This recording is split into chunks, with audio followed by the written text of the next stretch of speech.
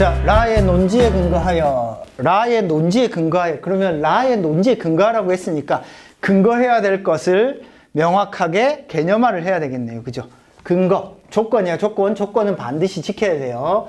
마의 샤일록에게 자신의 주장을 펼칠 기회를 부여해야 하는 이유를 서술하고, 샤일록이 자신의 어떤 주장을 펼칠 이유를 서술하라고 하는 걸 그냥 서술하면 안 되고 라의 근거에서 서술해야 됩니다. 그러면 이게 한 덩어리 질문이네요. 그죠? 550자, 570자를 쓰는 데 있어서 첫 번째 질문 한 덩어리 벌써 나왔네요. 그죠? 뼈대입니다. 뼈대.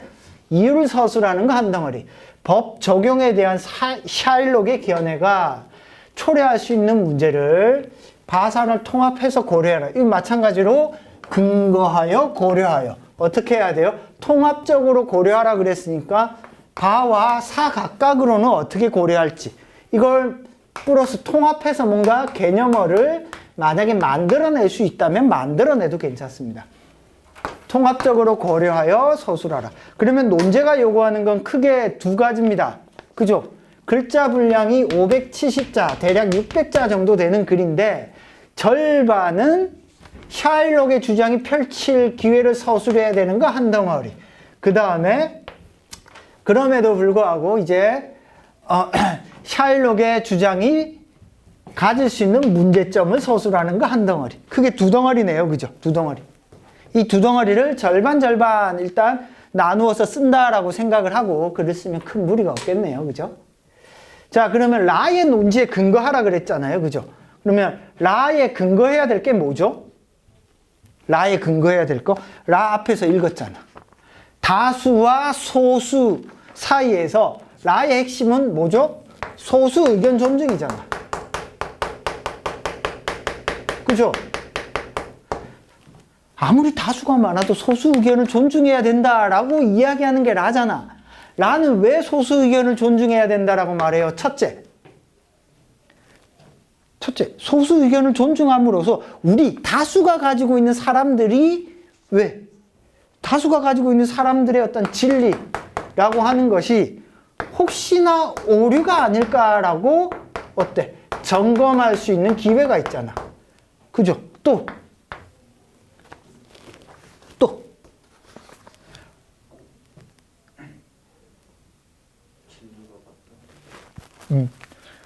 오히려 진짜 만약에 이 진리가 참이라면 우리의 진리를 더욱더 확실하게 이해할 수 있는 거지. 그치? 진리에 대해서 더 명확하게 판단, 확신할 수 있는 거죠. 그리고 어찌됐건 베니스의 입장에서 보면 내가 찾은 진리라고 하는 것이 오류가 발생하면 어떠지? 진짜 틀리면 어때? 그 자체로 이익이죠. 더 나아가서 설령 소수가 틀렸다고 할지라도 그 과정에서 우리가 가지고 있는 진리를 더욱더 확신할 수 있는 어떤 장점이 있습니다. 이 두 가지를 가지고 어떻게 해야 돼요? 샤일록이 자신의 견해를 펼칠 수 있는 걸 서술해야지. 그러면 샤일록은 어때? 샤일록이 누구와 대립되고 있죠? 당시 베니스에 있는 다른 사람들하고 대비되죠. 샤일록은 어떤 사람이에요? 유태인이잖아. 유태인이 유럽에서 뭐죠? 돈을 밝힌 사람이죠. 약소 민족이었단 말이야. 그러니까 베니스에 있는 그 사람들 입장에서 이 돈 가지고 떵떵거리고 사니 짜증이 나는 거야. 그래서 어떻게 하죠? 혹시 이거 셰익스피어의 베니스의 상인이잖아, 이거. 이 내용이 어떻게 되는지 아세요? 포셔라는 그 재판관, 누구죠? 안토니오의 여친이죠. 결혼 약혼자. 얘가 어때? 대법관 행세를 하잖아. 자기 큰아버지가 대법관이야. 그 사람의 법복을 입고 가가지고 판결을 한단 말이야. 지금으로부터 보면은 불법을 저질러서 판결을 내려요. 하여튼 그 관계 이거 읽어보면요. 이야기할 거 의외로 많습니다. 어찌됐건 뭐 그건 그렇고, 샤일록은 유태인이고 베니스는 어때? 다수잖아. 다수. 샤일록에게 이렇게 자기 주장을 펼칠 기회를 줘야 될 이유는 뭐죠? 베니스의 법 체계가 뭔가 오류가 있을 수 있고 틀릴 수도 있잖아. 그걸 따져볼 수 있죠. 그러니까 샤일록에게 이야기를 해도 된다. 설령 샤일록이 틀렸다고 할지라도 그걸 통해서 어때? 베니스가 가지고 있는 법 체계가 이렇게 튼튼하구나. 이 법 체계에 대한 어떤 공감을 더욱더 확실하게 할 수 있는 거죠. 결국에는 이 베니스라는 지역, 베니스라는 어떤 공동체의 어떤 안정, 공동체에서 다뤄야 할 진리, 규칙, 법, 규범 등을 어떻게 할 수 있어? 샤일록에게 주장을 펼칠 기회를 줌으로써 훨씬 더 베니스의 어떤 공동체의 진리, 규칙, 법, 규범을 확실하게 이해, 공감, 공유할 수 있는 계기가 될 수 있는 거죠. 그걸 정확히 제시를 해주는 게 첫 번째 덩어리의 요구사항이다. 자, 그 다음에 두 번째를 보겠습니다. 법 적용에 대한 샤일록의 견해가 초래할 수 있는 문제를 바사를 통합적으로 고려하라고 했어요. 그러면 일단 바부터 봅시다. 바에서 고려해야 될 게 뭐죠? 바를 한번 보겠습니다. 제시문 보겠습니다. 3쪽이네요. 그죠? 자, 제시문 보면 일단 바에는 뭐가 나타나 있죠? 형식적 법치주의가 나타나 있습니다. 형식적 법치주의는 절대군주의 자의적 법 제정과 집행을 맡고 국민의 대표기관인 의회가 제정한 법률에 근거하여 행정과 사법의 원리로 발달하였다. 자, 이 텍스트를 잘 읽어보면요. 지금 형식적 법치주의,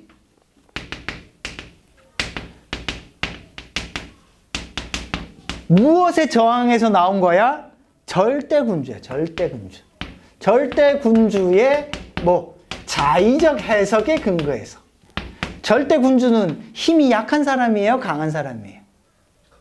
강자죠. 절대군주는 강자야. 그죠? 여러분들 법치주의는요, 아주 중요한 겁니다. 법대로 하라가 절대 법치주의가 아니야. 법치주의가 도입된 가장 근원적인 이유는 어디에 있냐면 강자로부터 약자를 보호하기 위해서 법이 도입된 거야. 왜? 강자의 자의적인 권력, 힘으로부터 약자를 보호하기 위해서. 그럼 법을 지켜야 될 것은 약자가 아니라 강자야. 근데 우리나라 법은 약자는 칼같이 지키게 만들고 강자는 어때? 강자는 요리조리 다 지구멍으로 빠지게 만들잖아. 지금 우리 사회는요, 까놓고 얘기하면 중세랑 똑같아. 중세랑. 절대 군주, 법이라는 것이 있을 뿐이지, 그걸 통해서 뭘 하는 거야? 약자를 지배하는 게 우리나라의 지금 시스템이야. 어찌됐건 간에 이 법치주의라고 할 때는, 이 법치주의는 약자를 보호하기 위해서지 법 그 자체를 보호하기 위해서 만들어진 게 아니에요. 자, 그래서 조금 더 넘어갑시다.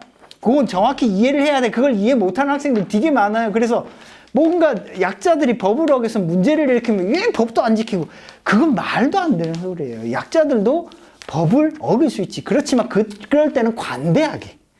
그 사람들이 먹고 살기 위해서 어쩔 수 없이 어길 수밖에 없는 상황이 있잖아. 알겠죠? 무슨 말인지. 자, 그래서 뒷부분 한번 보겠습니다. 그런데 이런 법치주의가 어때? 오늘날 현대로 와가지고, 자, 두 번째 줄 보겠습니다.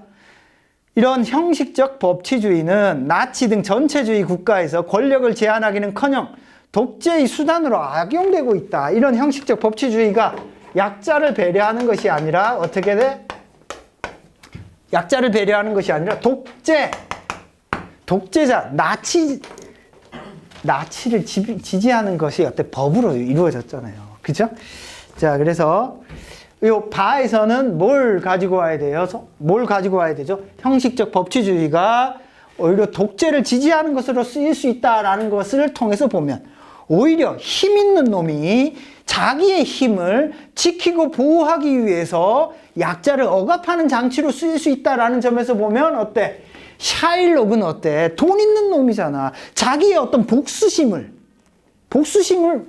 약자에게 막 베풀려고 안토니오한테 막 하는 거죠. 그죠? 그렇게 읽으셔야 됩니다. 즉, 형식적 법치주의가 독재의 수단, 자기의 힘을 이렇게 펼치는 수단으로 쓰일 수 있다는 점에서 문제가 있고, 알겠죠? 바가 어떻게 사용되는지 감 잡히죠? 자, 바가 사용될 때는 반드시 형식적 법치주의는 반드시 언급돼야 되고, 형식적 법치주의가 어때? 독재로 사용될 수 있다라는 말을 언급해 주셔야 되겠습니다. 자, 4를 보시면요. 4에서는 이 1999년에 중병에 걸린 사람이 이제 임대 아파트에서 들어갔다가 명의가 다르게 되어 있었는데 실제로는 법적으로는 뭔가 문제가 있지만 실질적으로는 사회적 약자를 보호해야 된다라는 맥락에서 재판부가 이렇게 배려하는 어떤 판결을 내린 거죠. 그래서 마지막 부분 보겠습니다. 밑에서 4번째 줄입니다.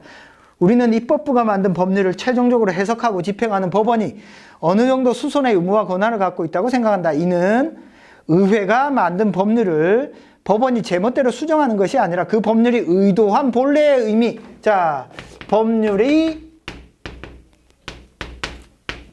의도 혹은 본래의 의미에 맞추어서 법을 집행한 거죠. 갖도록 보완하는 것이고 대한민국 헌법이 예정하고 있는 우리 헌법의 체제 일부라고 생각한다. 자, 그래서 사는 어떤 사례예요? 형식적 법치주의에 대비되는 실질적 법치주의의 사례라고 볼 수 있습니다. 자, 지금 봐봐. 형식적 법치주의라는 말이 나와서 사는 이런 말이 안 나와 있지만 여러분들이 개념화해서 쓸 수 있다면 대학은 좋아하겠죠. 이런 말을 안 쓰셔도 괜찮습니다. 법률의 의도와 본래의 의미에 따라 법을 집행하는 것. 자, 그래서 바사는 결국에는 뭘 얘기하는 거예요? 약자를 배려하고 법이 실제의 의미에 따라 집행되도록 하는 것이 중요하다라는 것으로 통합적으로 고려할 때 샤일록은 어때? 자신의 그냥 개인적 이익만을 위해서 어떤 복수심을 발현하기 위해서 법을 쓰고 있기 때문에 뭐 문제다라고 그냥 쓰면 돼.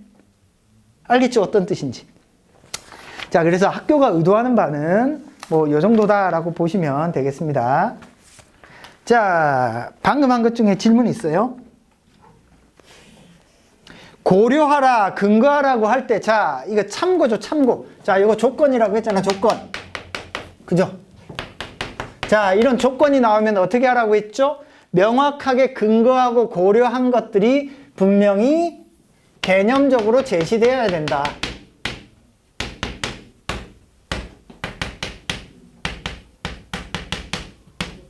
알겠죠? 그러니까 봐봐. 지금 글을 쓰시는 거의 모든 내용들은 밖에 있어요? 아니지. 제시문 안에 다 있잖아. 이 대학은 밖에서 절대 찾을 필요가 없어. 찾는다고 할지라도 찾는 경우는 주로 어디에 나오냐면 3번 문제에 뭔가 가끔가다 문제를 해결하세요. 요게 나오거든. 그럴 때도 한두 개 정도만 넣어주면 돼. 사례로. 자, 텍스트에서 논제에서 요구하는 근거 고려하여를 정확하게 제시문에서 개념적으로 찾는 것을 요구하고 있는 문제다라고 생각을 하시면 되겠습니다. 자, 학교에서 발표한 답을 한번 분석을 해보죠. 30쪽입니다. 라의 논지에 따르면 계약 조건에 따라 안토니오에게 1파운드의 살점, 즉 죽음을 요구하는 샤일록의 주장이 일견 비윤리적이라고 하더라도 그 의견을 개진할 수 있는 자유가 보장되어야 한다. 그 이유는 샤일록의 주장을 면밀히 검토하기 전까지 그의 주장이 잘못된 것이라고 판단할 수 없고, 그죠? 첫 번째 이유죠. 그죠? 설령 잘못된 것이라 할지라도 이를 통해 보편적 가치의 중요성을 알 수 있기 때문이다. 즉, 진리를 더욱더 확실하게 인지할 수 있는 어떤 계기가 될 수 있죠. 자, 이게 전부 다 어디에 나와 있는 얘기죠? 라에 나와 있는 내용입니다. 한편 반은 법률에 근거한 법 집행을 주장하는 형식적 법치주의가 독재 권력 유지에 악용될 수 있는 위험성을 지적하고, 사는 법이 모든 상황에 부합하는 정의 실현에 한계가 있으며 계약 관계에 기반한 기계적인 법의 집행이 주거권 보장이라는 법의 기본 정신을 훼손할 수 있음을 지적하고 있다. 이를 통합적으로 고려하며, 자, 논제가 시키는 순서대로 차근차근 쓰고 있죠.